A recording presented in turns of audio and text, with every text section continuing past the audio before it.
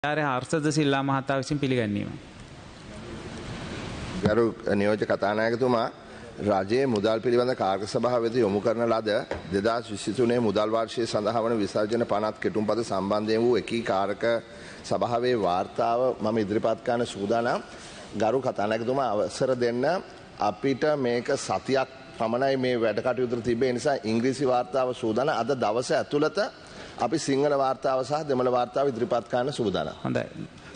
ගරු කතානායකතුමා මට විනාඩි දෙකක් දෙන්න ගරු කතානායකතුමා මේ ඔක්කොම කියවන්නේ නැහැ, but executive summary I just want to make mention of the main components of section 2. So this is the report on the assumptions, the Committee on Public Finance report on the 23 budget assessment of the fiscal, financial, economic assumptions. මේක වැදගත්. මොකද අපේ අයවැය ඉදිරිපත් කරනකොට ඒක තක්සේරුවක් කරන්න ඕනේ උපකල්පන සම්බන්ධයෙන්. හරි, එතකොට මේකේ මූලික කොටස විතරක් මම කියවන්නම්. section 2 අනිත් එක ප්‍රථම වතාවට ගරු කතානායකතුමා අපේ මුදල් කාර්ක සභාවට තාක්ෂණික කාර්ය මණ්ඩලයක් පත් කරගෙන තියෙනවා. අපි බලාපොරොත්තු වෙනවා අයවැය කාර්යාලයක් පාර්ලිමේන්තුවේ මේ ස්ථාපනය කරන්න. ඉතින් ඒ නිසා මේක අපි අවුට්සෝස් කළා නෙවෙයි, අපේ කාර්ය මණ්ඩලයේම තමයි ප්‍රථම වතාවට ඉදිරිපත් කරන්න කියන එක අත වශයෙන්ම සතුටෙන් ප්‍රකාශ කරන්නත් කැමැති. Section 2 discusses the economic and financial assumptions underlying the budget 23 and the key risk factors associated with these assumptions. The two main macroeconomic assumptions, since the Honorable Prime Minister is also here, sir, used in the formulation of the budget are real GDP growth and the inflation rate. Real GDP growth rate for 23 is assumed to be negative 3%. Given the current economic crisis, achieving a positive 5.7 percentage point change in the real GDP growth from the lowest growth of minus 8.7% observed for the past several decades may prove challenging, sir. The COPF observes that the possible downside risk of the real GDP growth rate assumption can arise from GDP sectoral forecasts and changes in aggregate demand. On the production side, the industry sector is expected to record a subpar performance, particularly given the weak global growth forecast for 2023. As you know, entire global growth forecast is falling. On the demand side, contractionary monetary policy coupled with tight fiscal policy is expected to dampen investment and consumption, posing a risk to the economic recovery.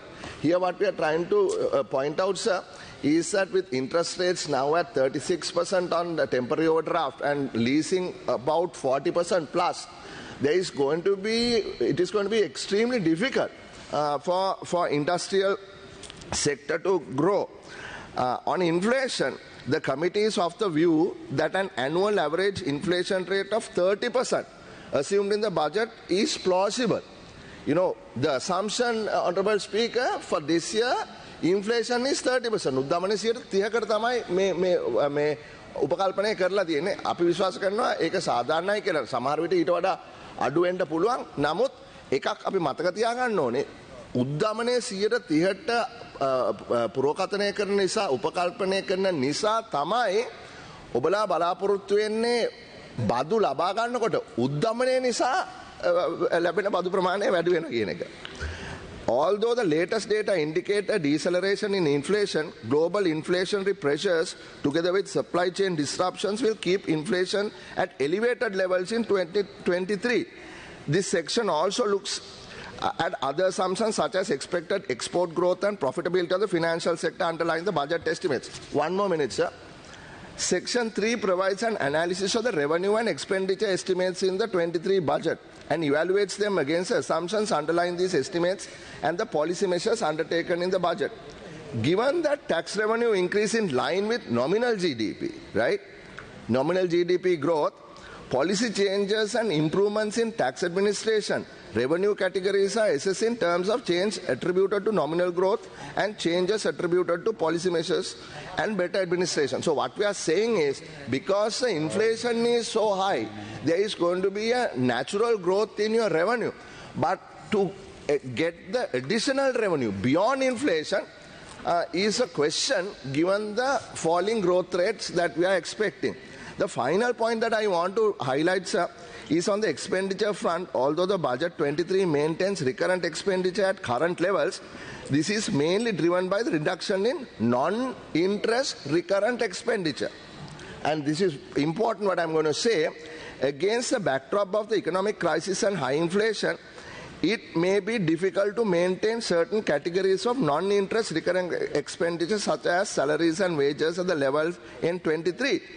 As interest payments are expected to rise considerably, primarily on account of domestic borrowings, the committee is of the view that there is a rollover risk associated with short-term domestic borrowing given the current high-yielding rates on treasury bills.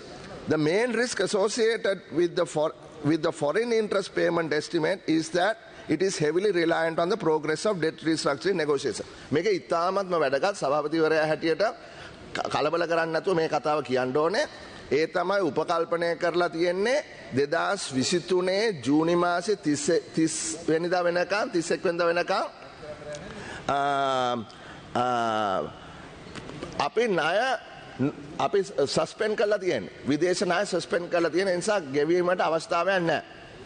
ඊට පස්සේ ජූලි මාසේ ඉඳලා දෙසැම්බර් 31 වෙනිදා වෙනකන් ඕන් බලාපොරොත්තු වෙන්නේ විදේශ ණය වලින් 150ක් ගෙවන්න විතරයි. 150ක් ගෙවන්න. ඉතුරු 50 කපලා දාන්න තමයි මේ උපකල්පනය කරලා තියෙන්නේ.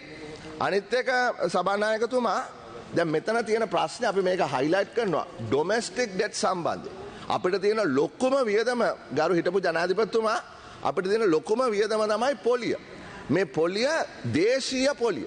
එතකොට මේ දේශීය පොලිය ඉතාමත්ම ඉහළ නිසා කෙටි කාලීන මාස 3 ණය තමයි අපි ලබා ගන්න. ඒකටත් හිටපු ජනාධිපතිතුමා අපි 133ක් දැන් ගෙවනවා. මේක කොච්චර දුරට ඉස්සරහට කරගෙන යන්න පුළුවන්ද කී පිළිබඳව විශාල ගැටලුවක් මතුවලා තියෙනවා. ඉතින් ඒ නිසා තමයි අපි කලින් කිව්වේ ආර්ථිකයේ ඉදිරියට ගමන් කිරීම පිළිබඳ ගැටලු මතුවලා තියෙනවා පොලි අනුපාතය ඉතාමත්ම වැඩි නිසා. එතකොට පොලි අනුපාතය අඩු කරගන්න නම් කරන්න තියෙන එක ක්‍රමයක් තමයි දේශීය ණය පිළිබඳව හිතන්න වෙනවා. අපි ඒක ගැන මොකද්ද කරන්න කියලා නැහැ. නමුත් කමිටුව හැටියට අපේ වගකීමක් තියෙනවා මේ සභාව දැනුවත් කරන්න. දේශීය ණය ගෙවීම පිළිබඳ ගැටලුවක් මතුවෙමින් පවතිනවා. හරි. ඉතින් ඒ නිසා රජය ඒ සම්බන්ධයෙන් ක්‍රියාත්මක විය යුතුයි කියන එක අපේ කමිටුව දැඩිව ප්‍රකාශ කරන්න කැමති. බොහොමත්ම ස්තුතියි කාලයට. බොහොම ස්තුතියි ඔබතුමාට. ගරු ශාන්සේම මහත්මයා. ගරු නියෝජ්‍ය කතානායකතුමනි මම හර්ෂ සිල්වා මැතිතුමත් එක්ක එකග වෙනවා. ඒකම ප්‍රධාන කාරණයක් මතු කරන්න කැමතියි. මම මගේ කතාව තුළදී ඒ පිළිබඳව පැහැදිලි කරන්න. විශේෂයෙන්ම මේ දේශීය ණය සම්බන්ධයෙන් අද විවිධ කාරණා තොරතුරු හුවමාරු වෙනවා. ඒ හින්දා තමයි ගරු මන්ත්‍රීතුමා that's the main reason why we can't borrow for about 3 months. Because there are so many speculations are there. People speculate. Some knowingly speculate, some unknowingly speculate. So the moment you speculate, people will not come and invest in bonds over 3 months. So yes, this concern is taken, the point is taken, but I think it is the responsibility of the Parliament also not to speculate on domestic debt where we have not taken a decision on domestic debt. Harsha Silva. එතුමා කියන කතාව හරි. ඒ කියන්නේ විශ්වාසය මත තමයි මූල්‍ය වෙළඳපොළ වැඩ කරන්නේ. හරි. බැංකුවක හිටපු ප්‍රධාන නිලධාරියෙක් හැටියට ප්‍රධානව බැංකුවක භාණ්ඩාගාරවරයෙක් හැටියට සහ මගේ තියෙන අත්දැකීම අනුවත් මම දන්නවා if you are in the call money market it is based on perception. ගෙවන්න පුළුවන්ද ගෙවන්න බැරිද? ඉතින් මූල්‍ය වෙළඳපොළක මූලිකම අවශ්‍යතාවය තමයි මේ confidence. විශ්වාසය. එතකොට මේ විශ්වාසය ගොඩනගන්න අවශ්‍යයි රාජ්‍යයට. දැන් මුදල් ඇමතුමා කියන්නේ විශ්වාසය බිඳ වැටීම නිසා ස්පෙකියුලේට් වෙන නිසා මාස 3ට එහා ආයෝජනය කරන්න පුද්ගලයෝ සූදානම් නැහැ කියලා. ඒක මම පිළිගන්නවා. නමුත් ඒක ඔබලාගේ වගකීම. ඒ විශ්වාසය ගොඩනගන එක ජාත්‍යන්තර හා දේශීය ඔබලාගේ මූලිකම වගකීම ඒකයි හිටපු ජනාධිපතිතුමා. මූලිකම වගකීම ඒකයි අපේ අගමැතිතුමා. ඔබලාගේ තියෙන මූලිකම වගකීම තමයි නැවතත් මේ ආර්ථිකය පිළිබඳ විශ්වාසය ගොඩනගන්න. ඒක තමයි අපි ඉතාමත්ම වග කියන විදියට සභාපති හැටියට මුදල්කාරක සභාවේ අපිට වගකීමක් තියෙනවා මේක දැනුවත් කරන්න. නමුත් අපි කිසිම විදියකට මේක සම්බන්ධයෙන් ස්පෙකියුලේට් කරන්නෙත් නැහැ. හරිද වැරදිද කියන්නෙත් නැහැ. Just pointing out, sir, Honorable Deputy Minister of Finance, that you have to make sure that you act on your words, not mere words. Thank you.